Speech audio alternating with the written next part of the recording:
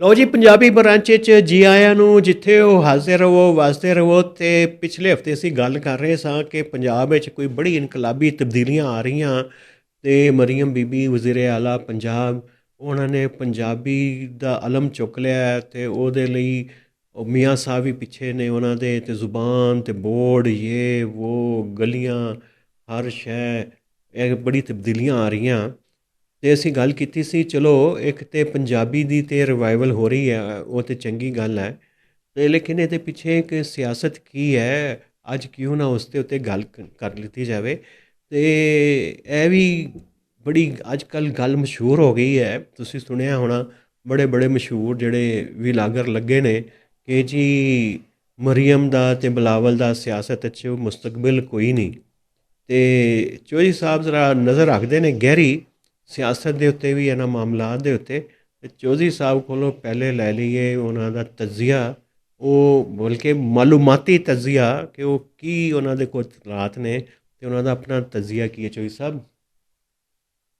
ਹਾਂਜੀ, ਰਾਣਾ ਸਾਹਿਬ ਨੇ ਮੁਸਤਕਬਲ ਤੇ ਹੁਣ ਇਸ ਤਰ੍ਹਾਂ ਕੋਈ ਫੈਸਲਾ ਤਾਂ ਨਹੀਂ ਕੀਤਾ ਜਾ ਸਕਦਾ ਕਿਸੇ ਬੰਦੇ ਦਾ ਇੱਕ ਵੀ ਲੋਕ 'ਚ ਕਿ ਇਹਦਾ ਮੁਸਤਕਬਲ ਕੋਈ ਨਹੀਂ। ਤੇ ਇਹ ਜ਼ਾਹਰ ਆ ਅਗਰ ਪਰਫਾਰਮ ਕਰਨਗੇ, ਕੰਮ ਕਰਨਗੇ ਤੇ ਉਹ ਵੀ ਆਪਣਾ ਸਿਆਸਤ 'ਚ ਨੇ। ਮਰੀਮ ਵੀ ਔਰ ਚੀਫ ਮਿਨਿਸਟਰ ਵੀ ਔਰ ਬਿਲਾਵਲ ਜਿਹੜਾ ਉਹ ਵੀ ਤੁਹਾਨੂੰ ਅੱਗੇ ਪਤਾ ਫੋਰਨ ਮਿਨਿਸਟਰ ਰਿਹਾ ਤੇ ਹੁਣ ਵੀ ਆਪਣੀ ਉਹ ਸਿਆਸੀ ਸਰਗਰਮੀਆਂ ਉਹਦੀਆਂ ਜਾਰੀ ਸਾਰੀ ਨੇ। ਇਸ ਕਰਕੇ ਇਸ ਤਰ੍ਹਾਂ ਤੇ ਮੇਰੇ ਖਿਆਲ ਕੋਈ ਮੁਨਾਸਬ ਗੱਲ ਨਹੀਂ ਕਿ ਬੰਦਾ ਯਕਦਮ ਹੀ ਕਹਿ ਦੇ ਇਹਨਾਂ ਦਾ ਮੁਸਤਕਬਲ ਕੋਈ ਨਹੀਂ।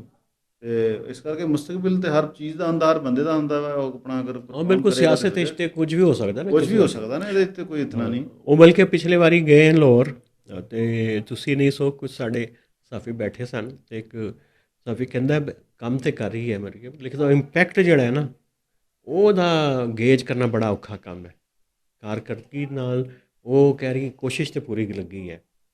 ਹਾਂ ਉਹ ਬਿਲਕੁਲ। ਕਹਿੰਦੇ ਜੀ ਕਿ ਕਹਿ ਹੀ ਦਈਏ ਹੁਣ ਇਹਦੇ ਤੇ ਪੀਕਾ ਨਹੀਂ ਲੱਗੇਗਾ ਨਾ। ਉਹ ਕਹਿੰਦੇ ਜੀ ਕਿ ਗੱਡੀ ਤੇ ਸੋਹਣੀ ਚਲਾ ਰਹੀ ਹੈ ਲੇਕਿਨ ਗੱਡੀ ਚੋਰੀ ਦੀ ਹੈ। ਅੱਛਾ ਹਾਂ, ਤੇ ਇਲੈਕਸ਼ਨ ਲੇਕਿਨ ਕਹਿੰਦੇ ਚੋਰੀ ਦਾ ਹੈ। ਇੱਕ ਹੋਰ ਦੂਸਰਾ ਵੀ ਲਾਹੌਰ ਦਾ ਦੋਸਤ, ਉਹਦਾ ਵੀ ਤੁਸੀਂ ਤਬਸਰਾ ਨਹੀਂ ਸੁਣਿਆ ਸੀ? ਉਹ ਕੀ? ਉਹ ਕਹਿੰਦਾ ਸੀ ਪੀਟੀਆਈ ਇਹ ਜਿਹੜੀ ਮਰੀਮ ਨੇ ਸਾਰਾ ਕੰਮ ਕਰ ਰਹੀ ਹੈ ਉਹਦੀ ਵਜ੍ਹਾ ਨਾਲ ਪੀਟੀਆਈ ਤੇ ਨੂਨ ਲੀਗ ਦਾ ਜਿਹੜਾ ਮਤਲਬ ਇਹਨਾਂ ਦਾ ਜਿਹੜਾ ਸਪੋਰਟ ਦਾ ਫਾਸਲਾ ਨਾ ਕਿ ਸੀ ਨਾ ਕਿ ਪੀਟੀਆਈ ਬਹੁਤ ਅੱਗੇ ਆ ਤੇ ਨੂਨ ਲੀਗ ਬੜੀ ਪਿੱਛੇ ਆ। ਉਹ ਕਹਿੰਦਾ 15% ਰਹਿ ਗਿਆ, ਬਸ 15% ਦਾ ਫਰਕ ਆ। ਹਾਂ, ਇਹ ਵੀ ਇੱਕ ਤਬਸਰਾ ਸੀ, ਲੇਕਿਨ ਇਹ ਤਬਸਰਾ ਬਾਰੇ ਕੋਈ ਇਤਨਾ ਅੱਛਾ ਤਬਸਰਾ ਨਹੀਂ ਹੈ। ਉਹ ਤੇ ਮੈਨੂੰ ਪਤਾ ਹੈ ਕਿ ਉਹਨਾਂ ਦੇ ਆਪਣੇ ਲਾਹੌਰ ਦੇ ਸਾਡੇ ਸਾਥੀ ਦੋਸਤ ਨੇ, ਉਹਨਾਂ ਦੇ ਹੈ ਨੇ। ਲੇਕਿਨ ਇਹ ਕਿ ਪੀਟੀਆਈ ਦਾ ਤੇ ਆਪਣਾ ਤੋਂ ਵੱਡੀ ਪਾਰਟੀ ਦੁਸ਼ਮਣ ਆਪੇ ਹੈ ਹੀ ਕੋਈ ਨਹੀਂ। ਹਾਂ, ਆਪਸ ਵਿੱਚ ਲੜੀ ਜਾ ਰਹੇ ਨੇ, ਆਪਸ ਵਿੱਚ ਹੀ ਉਹ ਦਸਤੋਂ ਗਿਰਬਾਂ ਹੋਏ ਨੇ, ਲਿਤਰੋ ਲਿਤਰੀ ਹੋਏ ਨੇ ਸਾਹਿਬ। ਤੇ ਉਹ ਪੀਟੀਆਈ ਤੇ ਵੀ ਗੱਲ ਕਰਾਂਗੇ, ਲੇਕਿਨ ਉਸ ਤੇ ਗੱਲ ਕਰਦੇ ਬਾਅਦ। ਹਾਂ, ਲੇਕਿਨ ਉਹ ਕਹਿੰਦੇ ਨੇ ਜੀ ਕਿ ਇਸ ਤਰ੍ਹਾਂ ਦੀਆਂ ਕੋਈ ਹੈ ਨੇ ਚੌਧਰੀ ਸਾਹਿਬ। ਰਾਣਾ ਸਾਹਿਬ ਅਸਲ ਗੱਲ ਇਹ ਹੈ ਕਿ ਬਿਲਕੁਲ ਅਗਰ ਅਸੀਂ ਮਰੀਮ ਦੀ ਗੱਲ ਕਰੀਏ ਨਾ ਤੇ ਮਰੀਮ ਪੰਜਾਬ 'ਚ ਕੰਮ ਤੇ ਕਰ ਰਹੀ ਹੈ। ਅਸੀਂ ਇਹ ਇਸ ਗੱਲ ਨੂੰ ਇਗਨੋਰ ਨਹੀਂ ਕੀਤਾ ਜਾ ਸਕਦਾ, ਠੀਕ ਹੈ ਨਾ। ਔਰ ਇੱਕ ਜਿਹੜੀ ਕਿ ਹੁਣ ਮਸਲਾ ਕੀ ਸੀ ਪੀਟੀਆਈ ਦਾ, ਕਿ ਪੀਟੀਆਈ ਨੇ ਇੱਕ ਆਪਣਾ ਵਜ਼ੀਰ ਆਲਾ ਲਿਆਉਣ ਦਾ ਬੁਜ਼ਦਾਰ ਸੀ। ਉਹਨਾਂ 'ਚ ਉਸ ਤਰ੍ਹਾਂ ਕੋਈ ਵਿਲ ਨਜ਼ਰ ਨਹੀਂ ਆ ਰਹੀ ਸੀ ਕਿ ਕੰਮ ਕਰਨਾ ਚਾਹੁੰਦੇ ਆ। ਲੇਕਿਨ ਮਰੀਮ ਨੇ ਆਪਣੇ ਕਰੈਕਟਰ ਤੋਂ, ਆਪਣੇ ਬਿਹੇਵੀਅਰ ਤੋਂ ਸ਼ੋਅ ਕੀਤਾ ਕਿ ਬਹਰਹਾਲ ਉਹਦੀ ਵਿਲ ਹੈ, ਠੀਕ ਹੈ ਨਾ। ਹਾਂ, ਹੁਣ ਚੀਜ਼ਾਂ ਹੈ, ਇਸ਼ੂ ਹੈ ਪ੍ਰਾਇਰਟੀਜ਼ ਦਾ ਕਿ ਪ੍ਰਾਇਰਟੀਜ਼ ਕੀ ਨਿਜ਼ਾਰ ਆ। ਉਹ ਆਪਣੀ ਲੈਗੇਸੀ ਫਾਲੋ ਕਰ ਰਹੀ ਹੈ, ਆਪਣੀ ਚਾਚੀ ਦੀ ਤੇ ਆਪਣੇ ਵਾਲਦ ਸਾਹਿਬ ਦੀ। ਤੇ ਉਹ ਉਹਨਾਂ ਦੀ ਸ਼ਾਇਦ ਸਟਾਈਲ ਆਫ ਪੋਲੀਟਿਕਸ ਨੂੰ ਕਰ ਰਹੀ ਹੈ। ਤੇ ਉਹਨਾਂ ਨੇ ਵੀ ਕਦੀ ਇੱਥੇ ਸਟਰਕਚਰਲ ਚੇਂਜਸ ਨਹੀਂ ਲਿਆਂਦੀਆਂ ਸੀ, ਬੁਨਿਆਦੀ ਚੀਜ਼ਾਂ ਮਰੀਮ ਨਹੀਂ ਲੈ ਕੇ ਆ ਰਹੀ।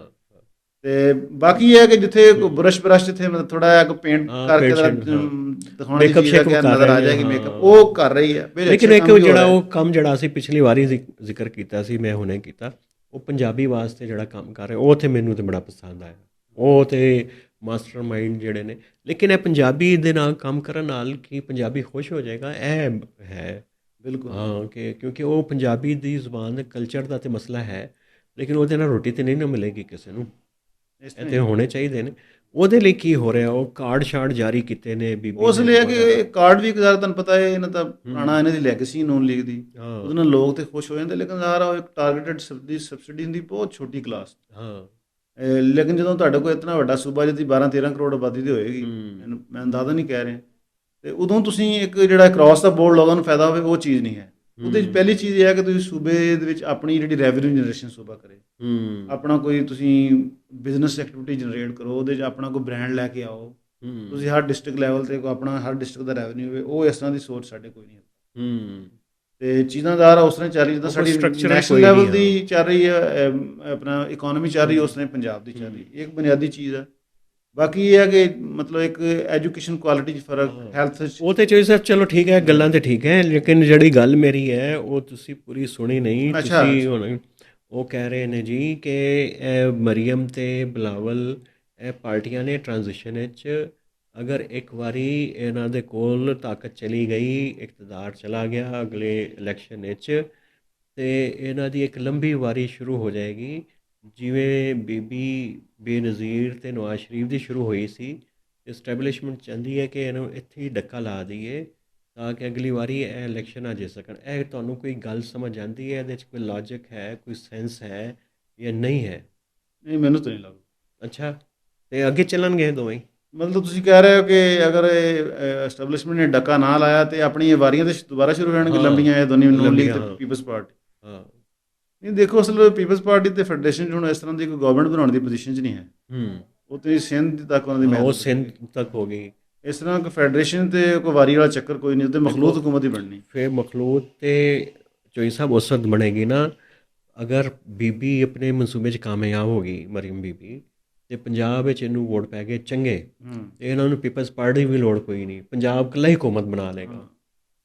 ਮਤਲਬ ਠੀਕ ਹੈ, ਮੈਂ ਸਮਝ ਗਿਆ ਤੁਸੀਂ। ਉਹ ਤੇ ਫਿਰ ਨੂਨ ਲੀਗ, ਮਤਲਬ ਤੁਸੀਂ ਕਹਿ ਰਹੇ ਹੋ ਕਿ ਨੂਨ ਲੀਗ ਦੀ ਇੱਕ ਲੰਬੀ ਵਾਰੀ ਨਾ। ਹਾਂ, ਫਿਰ ਲੰਬੀ ਵਾਰੀ। ਹਾਂ, ਲੰਬੀ ਵਾਰੀ। ਉਹ ਲੰਬੀ ਵਾਰੀ ਮੈਨੂੰ ਨਹੀਂ ਲੱਗਦਾ ਕਿ ਇਤਨੀ ਆਸਾਨ ਹੈ। ਉਹ ਜਿਤਨਾ ਵੀ ਕੰਮ ਕਰ ਲੈਣ, ਬਾਹਰ ਇੱਕ ਪੀਟੀਆਈ ਦਾ ਇੱਕ ਵੋਟ ਬੈਂਕ ਮੌਜੂਦ ਆ, ਉਹਨਾਂ ਦੀ ਸਪੋਰਟ ਬੇਸ ਬੜੀ ਸਟਰੋਂਗ ਮੌਜੂਦ ਆ। ਔਰ ਜ਼ਾਹਰਾ ਜਿਹੜਾ ਪੀਟੀਆਈ ਨਾਲ ਜੋ ਸਭ ਕੁਛ ਹੋਇਆ, ਉਹਦੀ ਉਹਨਾਂ ਕਿ ਲੋਕਾਂ ਦੀ ਉਹਨਾਂ ਨਾਲ ਵੈਸੇ ਵੀ ਇੱਕ ਜਜ਼ਬਾਤੀ ਵੀ ਹਮਦਰਦੀ ਵੀ ਹੈ ਨਾ, ਇਸ ਕਰਕੇ ਇਸ ਤਰ੍ਹਾਂ ਨਹੀਂ। ਲੇਕਿਨ ਇਹ ਆ ਕਿ ਕੋਈ ਬੜਾ ਬਹੁਤ ਅੱਛਾ ਕੋਈ ਮਜ਼ੀਦ ਪਰਫਾਰਮ ਕੀਤਾ ਤੇ ਆਪਣੀ ਕੋਈ ਪੋਜੀਸ਼ਨ ਤੇ ਬਿਹਤਰ ਬਣਾ ਸਕਦੀ, ਲੇਕਿਨ ਮੈਨੂੰ ਨਹੀਂ ਲੱਗਦਾ ਕਿ ਅਗਰ ਇਲੈਕਸ਼ਨ ਫੇਅਰ ਹੋਵੇ ਤੇ ਕੋਈ ਨੂਨ ਲੀਗ ਕਲੀਨ ਸਵੀਪ ਕਰ ਲਏਗੀ। ਉਹ ਤੇ ਨਹੀਂ ਕਰੇਗੀ, ਜ਼ਾਹਿਰ ਹੈ ਕਿ ਉਹ ਤੇ ਉਹਨਾਂ ਦਾ ਵੋਟ ਦੇ ਤੇ ਹੈ ਵੀ ਨਹੀਂ। ਉਹ ਤੇ ਸੁਣਿਆ ਵੀ ਇੰਝ ਹੀ ਹੈ, ਤੇ ਉਹ ਕਹਿੰਦੇ ਵੀ ਇੰਝ ਹੀ ਨੇ ਸਾਰੇ ਕਿ ਜੀ ਕਿ ਅਸੀਂ ਤੇ ਆਪਣੀ ਮਰਜ਼ੀ ਦਾ ਕੰਮ ਕਰਾਂਗੇ, ਕਿਉਂਕਿ ਸਾਨੂੰ ਪਤਾ ਹੈ ਵੋਟ ਕਿੰਨੇ ਦਿੱਤਾ, ਜਿਤਾਇਆ ਕਿੰਨੇ। ਇਹ ਤਾਂ ਖੁੱਲ੍ਹ ਕੇ ਗੱਲਾਂ ਕਰਦੇ ਨੇ ਸਾਰੇ। ਲੇਕਿਨ ਫਿਰ ਵੀ ਥਿਊਰੀ ਦੇ ਤੌਰ 'ਤੇ ਅਗਰ ਤੁਸੀਂ ਵੇਖੋ, ਕਿਉਂਕਿ ਇਹ ਜਿਹੜੀ ਇਸਟੈਬਲਿਸ਼ਮੈਂਟ ਹੈ ਨਾ, ਇਹ ਹਮੇਸ਼ਾ ਕੋਸ਼ਿਸ਼ ਕਰਦੀ ਹੈ ਕਿ ਇਹ ਜ਼ਿਆਦਾ ਲੰਬੀ ਡਾਇਨੈਸਟੀ ਨਾ ਚਲੇ। ਇਹ ਪੀਪਲਸ ਪਾਰਟੀ ਤੋਂ ਇਸ ਵਾਲੇ ਬੜੇ ਤੰਗ ਨੇ, ਕਿਉਂਕਿ ਜਦੋਂ ਲੰਬੀ ਚੱਲਦੀ ਹੈ ਨਾ, ਫਿਰ ਇੰਡੀਪੈਂਡੈਂਟ ਹੋਣਾ ਸ਼ੁਰੂ ਹੋ ਜਾਂਦੇ ਨੇ, ਫਿਰ ਅਸਰਟਿਵ ਹੋਣਾ ਸ਼ੁਰੂ ਹੋ ਜਾਂਦੇ ਨੇ, ਫਿਰ ਇਹਨਾਂ ਦਾ ਵੋਟ ਬੈਂਕ ਬਣ ਜਾਂਦਾ ਹੈ।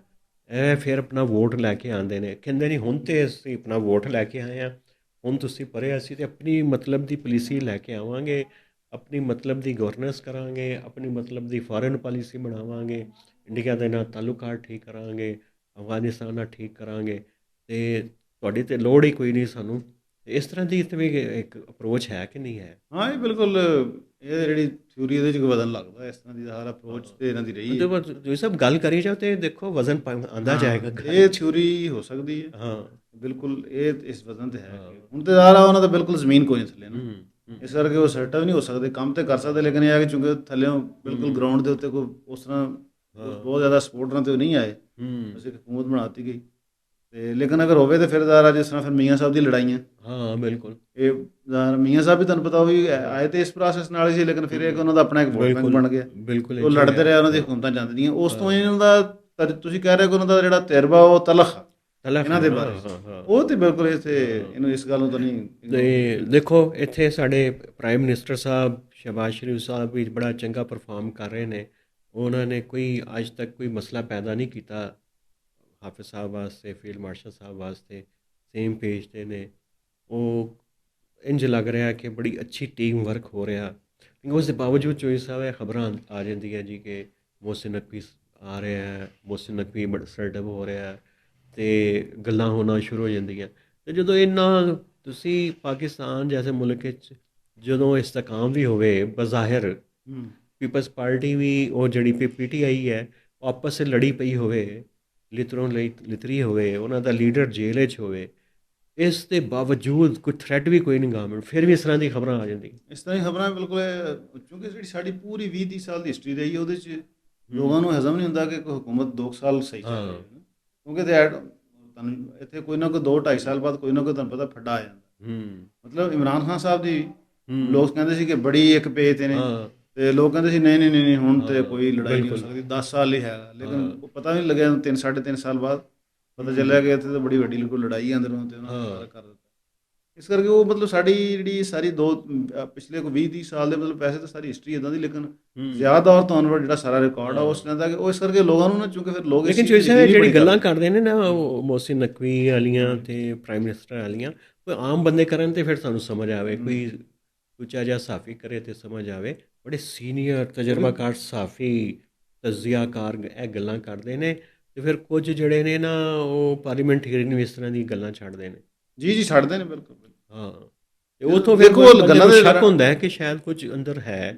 ਰਾਣਾ ਸਾਹਿਬ ਗੱਲਾਂ ਤਾਂ ਛੱਡਣਗੇ ਜਦੋਂ ਇੱਕ ਕੋਈ ਸਾਫੀ ਹੋਵੇ ਬੜਾ ਸੀਨੀਅਰ ਹੋਵੇ ਤੇ ਉਹਦੇ ਬਾਰੇ 'ਚ ਹੋਵੇ ਕਿ ਨੂਨ ਲੀਗ ਪ੍ਰੋ ਨੂਨ ਲੀਗ ਨੇ, ਨੂਨ ਲੀਗ ਦਾ ਸਪੋਕਸਮੈਨ, ਉਹ ਜਦੋਂ ਨਕਵੀ ਸਾਹਿਬ ਦੇ ਅਗੇਂਸਟ ਕਰਦੇ ਪ੍ਰੋਗਰਾਮ, ਤੇ ਫਿਰ ਲੋਕ ਗੱਲਾਂ ਤੇ ਕਰਨਗੇ ਨਾ। ਹਾਂ, ਉਹ ਤੇ ਦੇਖੋ ਨਾ MNA MP ਵੀ ਗੱਲਾਂ ਕਰਨਗੇ, ਲੋਕਾਂ ਨੂੰ ਹੋ ਜਾਂਦਾ ਕਿ ਬਈ ਇਹ ਕੋਈ ਅੰਦਰ ਚੱਲ ਰਿਹਾ।